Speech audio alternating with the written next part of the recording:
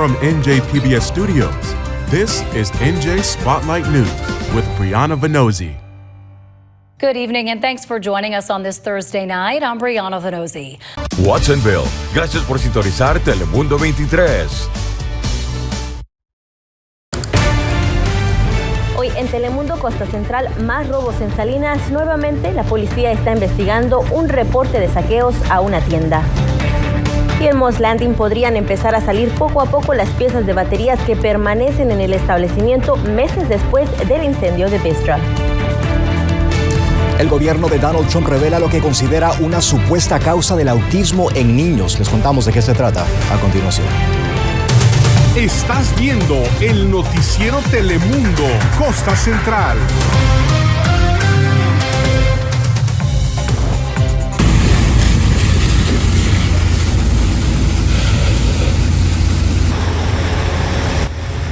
Así se vio la madrugada de este lunes en la escuela primaria Rose Avenue. El departamento de bomberos en el condado de Ventura informó.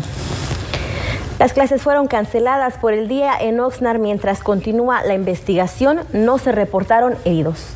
Hola, ¿qué tal? Les saluda Sandy Santos. Bienvenidos al noticiero Telemundo Costa Central. Right now, on Wake Up, the Bearded Bean burglary in Old Town Salinas. We're going to hear from the owner and other shops ramping up security measures after the break-in this morning. Good morning, everybody. We will be seeing some rain and wind in the forecast today.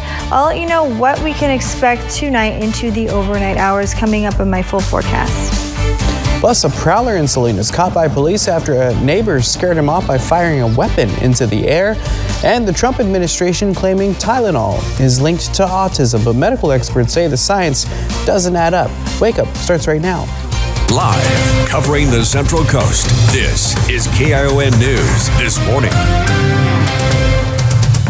6 o'clock. Thanks for waking up with us this morning. Before we get to our top stories, let's get a check-in on that forecast with Tianan Phelps. Good morning, Tianan.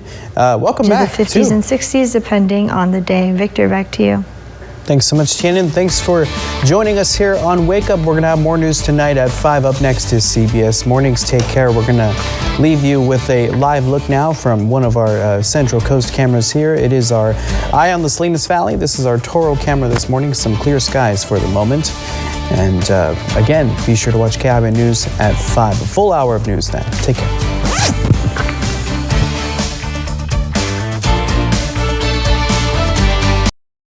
Right now at 10, your countries are going to hell. Fiery words from President Trump as he speaks on the floor of the UN General Assembly. From immigration to the war in Ukraine, we're breaking down the president's wide-ranging speech. Plus, I messed everything up. Former State Senator Nicole Mitchell sentenced on felony burglary charges. How long she's spending behind bars and why the victim says it's not enough. And later, Republican legislators want to talk about everything else except guns. As we continue to wait for Governor Walz to call a special session to address gun laws, tonight we're breaking down new exclusive polling data showing where Minnesotans stand on the issue of gun violence. Good evening and thank you for choosing ABC 6 News tonight. I'm Robin Wolfram. And I'm Maisie Olson. It is a life-changing struggle that she's experienced firsthand, housing instability, and now she's made it her mission to help others land a place to call home. We are continuing to follow breaking news. We're being told 3 people critically wounded at an ICE Immigration Services building in Dallas. And Chip's been following this since the beginning. We're told also that the shooter has a self-inflicted gunshot wound. Yes, that is everything that we know at this juncture as far as the area is concerned. Because of the recent information, you heard Alex Del Carmen saying, it looks more like it's becoming more of a passive situation since they feel like they've taken care of all the issues as far as any other potential things. They're going to then obviously need to wait for the investigation to start up. This is CBS News, Texas. It's just got to stop.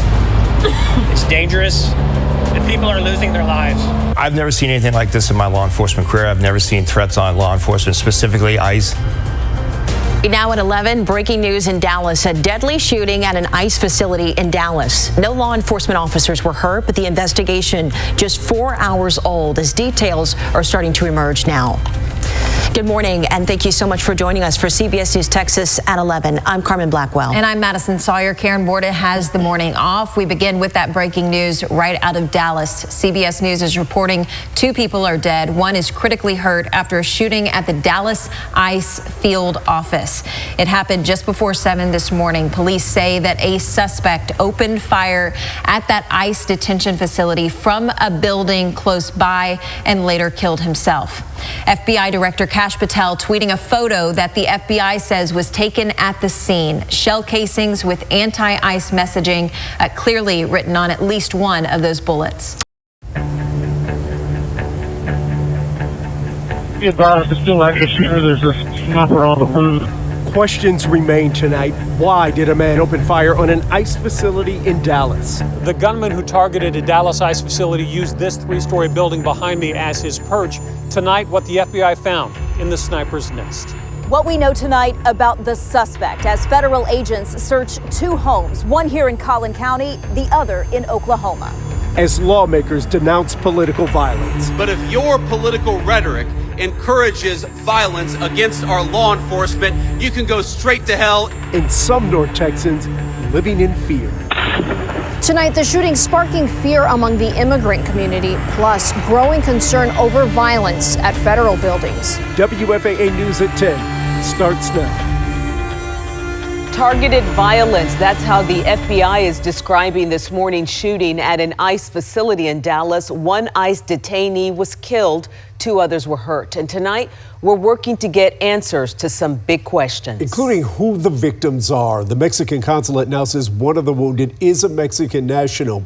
We're getting new reaction from political leaders and immigration lawyers and learning how the suspect was able to take aim at the building. We do know the suspect, 29-year-old Joshua John, died of a self-inflicted gunshot wound. Now we're learning more about who he was. We have team coverage for you tonight. Thank you for joining us. I'm Cynthia Izaguirre. And I'm Chris Lawrence. Senior crime and justice reporter Rebecca Lopez helped break this story more than 15 hours ago. And our senior political reporter Jason Whiteley is here to give us a lot more insight and context. And we also have a team of reporters digging into every detail about what happened today, from the suspect's history to the impacts this has had on the immigrant community, particularly the people we spoke with at the scene.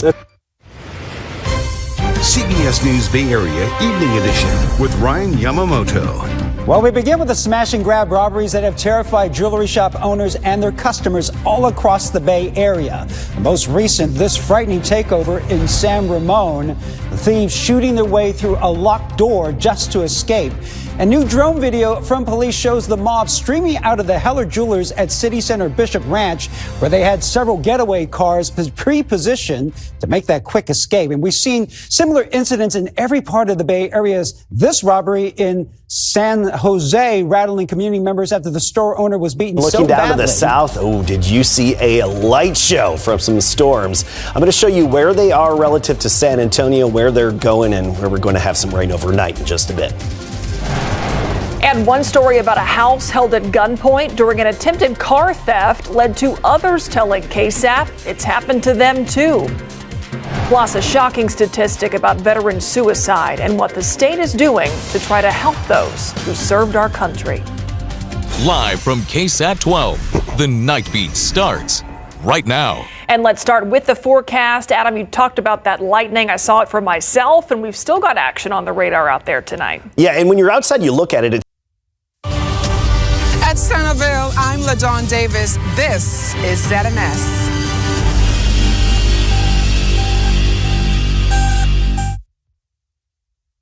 ZNS News is brought to you by the new BTC. Fiber is here. Faster, stronger, more reliable. Together, we are unstoppable. Switch today. Breaking news this late night, we are on weather watch. A potentially severe system could be at our doorstep in the coming days. Basil leading us off this late night with its latest track. A closer look at that dismal labor forecast, which shows a significant spike in the nation's unemployed. Men versus women, educated to those with little qualifications. What more are we learning from the latest data? And a second man from yesterday's shooting in the Camp Road area has died. Also tonight, hear what the National Security Minister and area MP is saying about that horrific ordeal. Those stories, the day's other news, this late night, Wednesday, September 24th, 2025.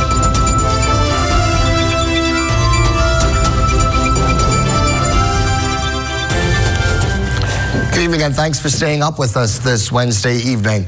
Well, our big story here at 11, the weather. It's the middle of the Atlantic hurricane season and the tropics are busy as ever. Weather experts are monitoring 2 tropical systems promising big impact.